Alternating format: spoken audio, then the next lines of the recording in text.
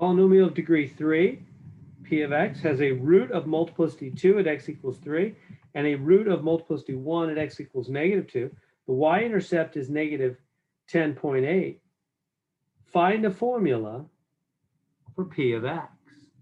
Find a formula for p of x. Okay, so what's going on here? How does this work? Well, so we need to understand about what all these terms, there's a bunch of fancy words here about degree and multiplicity and things like that. Basically, here's what we have. If you have a formula, p of x, you have a function, p of x, it's, here's how it's going to work. You're going to have a number in the front, call it k, and you're going to have x minus,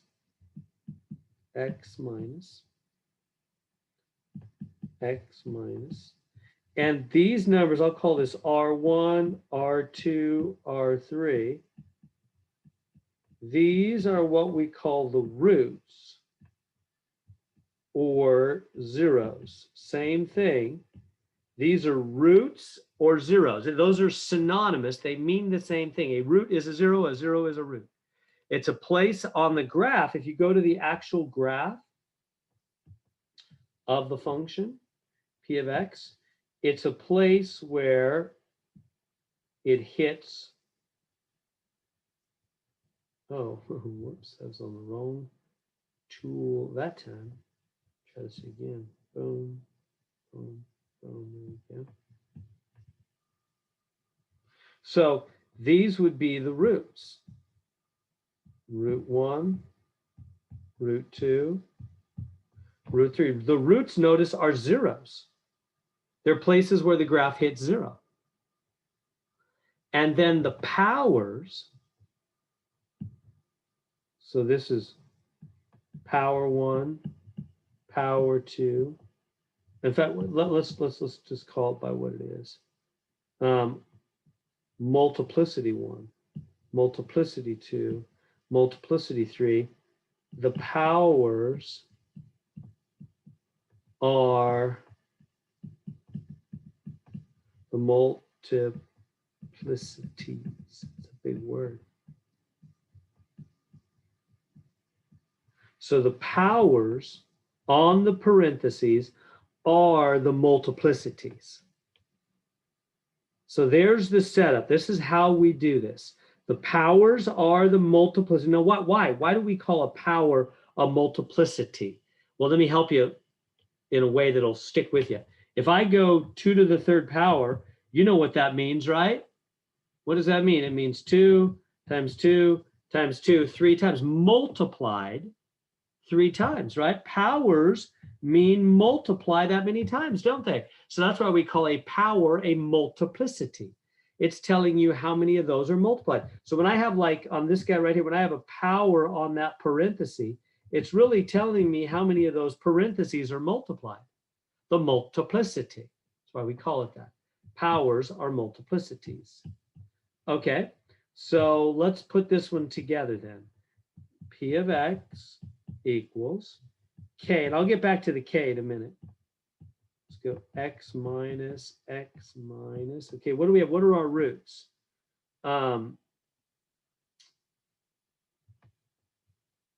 X equals 3, right there. Multiplicity 2, power 2. Multiplicity 1, power 1, at x is -2. Good so far? You seeing how I'm doing that? So I put in 3 right here, and I put in -2 right there. Behind a minus sign. So that's an extra minus sign. So in this case, it's going to become +2, isn't it? So everybody's seeing that. So I plug in those 2 roots. They told me that we had a root multiplicity 2, so power 2, x is 3. And then they said multiplicity 1, power 1, at x is -2. Okay. And now let me drop that down here. Get some space. So putting that down here. So we have P of X. K, I need to find the K now. X minus 3 squared X minus 2 to the first. And now, how do you find K? Find K. Plug in X equals 0 and y-intercept. The way you find the K is you plug in X equals 0 and the y-intercept, because that's what a y-intercept is. What do I mean? Here it is. Here's the y-intercept point right there, right? That's where a graph intersects the y-axis. See what they told us it is right here? Y-intercept negative 10.8. So that's over 0 down 10.8. The x value is 0. The y value is negative 10.8. Do you see that? That's what it means. I'm messing that up. That's what it means to be an a y-intercept. A y-intercept is a place where the graph hits the y-axis. And they're telling me the y-intercept is negative 10.8. So that means over 0 down 10.8, right? This point is over 0 down 10.8. That's why I'm saying plug in x is 0 and the y-intercept. So I'm going to plug those into the equation now. I'm going to plug in x equals 0 there and there, 0 and 0. And I'm going to plug in y. Where's y? Right here. Remember, this is y. Function values are y values. So negative 10.8, that's the function value. The y value is k times 0 minus 3 squared times 0 plus to the double negative. Becomes plus to the first. So we get, so now we just work it out and solve for k. Negative 10.8 k. This is going to become 9. This is going to become 2, right? Negative 3 squared is 9. So this is negative 10.8 equals k times 18. So finish solving for k. Divide by 18. So I'm going to divide that on my calculator. 10.8 divided by 18. I'm getting, it's negative 0.6. So I got k. So I'm done. Let me bring it down here. So the P of x, it was k x minus 3 squared. Let me write that a little better. X plus 2 to the first.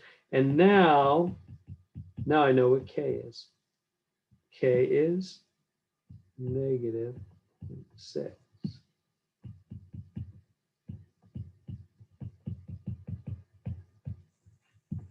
So there it is. There's the function. So we took the information they gave us up here, which is it's polynomial of degree 3, and there, which means total powers are 3. And it's got a root of multiplicity 2, that's the power, x equals 3, that goes there. So this is the formula you plug into. K in the front, x minus the first root, x minus the second root, etc. You might have 10 roots. I'm just showing an example with 3 of them. We only needed 2 in our particular problem. And you put the multiplicities as the powers, because that's what a power does, is multiplies something over and over again. So I go multiplicity 2 for root x minus 3, and then multiplicity 1, power 1, for root x minus negative 2. So then, and then to find the k in the front, you got to plug in x equals 0 and the y-intercept, because that's what the y-intercept point is. It's x is 0 and a y value. So, how come you didn't have to find R3? We don't have 3 roots on this one. So I was just giving you an example of 3. You could have like 10. Gotcha. In our case, we only had 2. Okay. Yeah, so that's all we needed was the 2. And then the hard part was plugging in to find the y-intercept. So that's x is 0, y is negative 10.8. Plugged in x is 0 in these two spots. And y is the function value, the p of x, negative 10.8. Plugged it in, solved for k, and then I put that back in. And that's the function that they want.